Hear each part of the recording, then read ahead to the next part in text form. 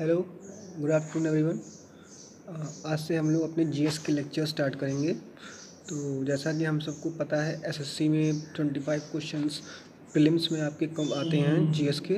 तो उन 25 में आपके 5 सब्जेक्ट जीएस के होते हैं मोस्टली। पहला होता है हिस्ट्री है, फिर ज्योग्राफी, इकोनॉमिक्स, पॉलिटी और करंट अफेयर्स का भी बहुत पूरा रोल रहता है। ठीक है। और हिस्ट्री में आपके एंशियंट, मिडिवल और मॉडर्न तीनों है। ज्योग्राफी में Indian geography and world geography होता है। तो ये मिला करके पूरा करंट अफेयर्स का बहुत ही ज़्यादा रोल हो गया है आजकल, स्पेशली इन यूपीपीसीएस का जब आप प्रीलिम देते हैं तो वहाँ पे, और यूपीएससी में तो मोस्टली करंट अफेयर बेस्ड ही क्वेश्चंस आते हैं। ठीक है। तो आज से हम स्टार्ट करेंगे अपना पॉलिटी को बेस बना करके स्टार्ट करेंगे लेक्चर्स। और मोस्ट सारे राइट फ्रॉम एसएससी और सारे वनडे एग्ज़ाम्स प्लस यूपीपीसीएस का प्रीलिम्स और यूपीएससी का पूरा जीएस का सिलेबस हम लोग कवर करेंगे। तो हम पॉलिटी को स्टार्ट करने से पहले मैं आपको ये बता दूं कि हम इसमें आज पहले स्टार्ट करेंगे कहाँ से, ये बताना बहुत ज़रूरी है।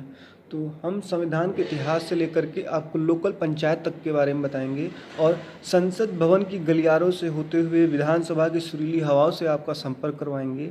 साथ में ही राज्यपाल, अशोक, एमएलए और एमएलसी, सरपंच जो भी हैं उन सब से आपको रूबरू कराएंगे।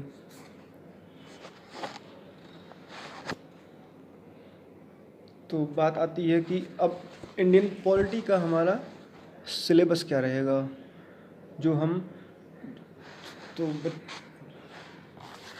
पॉलिटी का सिलेबस ये है। पहला तो रहेगा इंट्रोडक्शन का। तो इंट्रोडक्शन में हम पढ़ेंगे क्या कि फादर ऑफ पॉलिटी पढ़ना क्या ज़रूरी होता है, पॉलिटी क्या है। पॉलिटी हमारे देश की राज व्यवस्था है।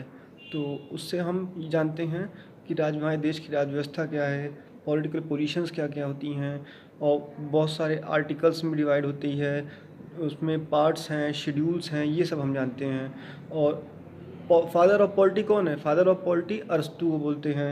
फिर है Aristotle, he was the first political scientist. ये जानना बहुत ज़रूरी है, फैक्चुअल क्वेश्चंस हैं एसएससी में और या फिर यूपीपीसीएस के प्रीलिम्स में ज़रूर पूछ लिया जाता है। तो अगर आपका कुछ छूट जाता हो तो प्लेबैक करके उसको ज़रूर देख लीजिएगा। तो हम पढ़ेंगे पहला लेक्चर हमारा आएगा इंट्रोडक्शन पे, जहाँ पर हम हिस्टोरिकल बैकग्राउंड को पूरा कवर करेंगे, जिसमें रेगुलेटिंग एक्ट। तो हिस्टोरिकल बैकग्राउंड में हम पढ़ रहे थे regulating act, Pitt's India act, charter act, और वहाँ पे हम जानेंगे ड्राफ्टिंग कमेटी के बारे में, कौन किन लोगों से मिल कर के बनी थी। भीमराव अम्बेडकर वहाँ के प्रेसिडेंट अध्यक्ष थे, और वहाँ से संविधान किसने लिखा, ये सब चीज़ों को हम हिस्टोरिकल बैकग्राउंड में पढ़ते हैं। फिर दूसरा है प्रीएम्बल एंड सिटीजनशिप। तो प्रीएम्बल मतलब उद्देशिका, सिटीजनशिप होती है नागरिकता। तो एकल नागरिकता है, दोहल नागरिकता है, ये सब चीज़ें हम उस टॉपिक में पढ़ेंगे। फंडामेंटल राइट्स क्या है? फंडामेंटल राइट्स है मूल अधिकार। DPSP, directive principle of state policy, ये बहुत ही इंपॉर्टेंट टॉपिक है, इससे आपको नॉर्मली क्वेश्चंस हर साल आ ही जाते हैं।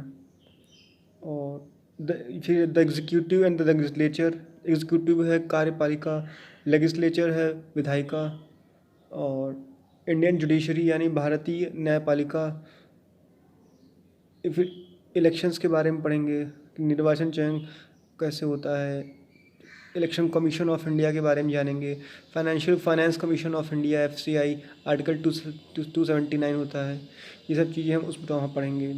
फिर कॉन्स्टिट्यूशनल अमेंडमेंट यानी संविधान संशोधन प्रक्रिया, ये फिर क्योंकि इससे क्वेश्चंस आना लगभग कंफर्म माना जाएगा, क्योंकि आर्टिकल 370 हटाया गया है, तो वो जम्मू कश्मीर से रिलेटेड क्वेश्चन बना के पूछ ही लेंगे आपसे। फिर पंचायती राज और रेगुलेटिंग एक्ट तो हम लोग उसमें हिस्टोरिकल बैकग्राउंड जब पढ़ेंगे तो वहीं बता दिया जाएगा। ये सब टॉपिक्स हैं जो मैंने छांटे हैं, पिछले काफ़ी समय से एग्ज़ाम्स में रेगुलरली आ रहे हैं। मैं कोई नॉर्मली सिलेबस फॉलो नहीं करता हूँ, प्रीवियस ईयर क्वेश्चन पेपर के आधार पे ये तैयार किया है मैंने टॉपिक्स, इंपॉर्टेंट टॉपिक्स हैं जिन पे हम अगर डिस्कस करते हैं तो एक पोर्शन आपका नॉर्मली तैयार हो जाएगा, अलग से कुछ नहीं पढ़ना पड़ेगा।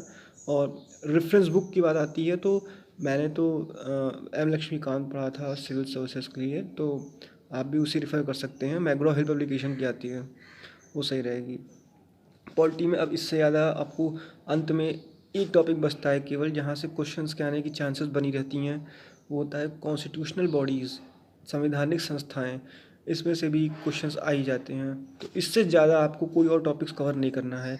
मैं एक बार फिर से रिपीट कर दे रहा हूँ फास्ट मोड पे। इंट्रोडक्शन है, प्रीएम्बल एंड सिटीजनशिप है, फंडामेंटल राइट्स, फंडामेंटल ड्यूटीज़। और प्रीएम्बल एंड सिटीजनशिप में हम प्रीएम्बल का जो होता है उसमें इंपॉर्टेंट टर्म्स होते हैं, सॉवरेंटी ऑन क्लिक करके इन सारे टर्म्स की मीनिंग पता होना बहुत ज़रूरी होता है। ये नॉर्मली पीसीएस में प्री में पूछ लेता है। और द एग्जीक्यूटिव है, the legislature, the Indian judiciary, election commission, constitutional amendment, Panchayati Raj, constitutional bodies. इससे ज़्यादा बाहर आपको कहीं पढ़ने की ज़रूरत नहीं है, दिस मच इज़ सफिशिएंट।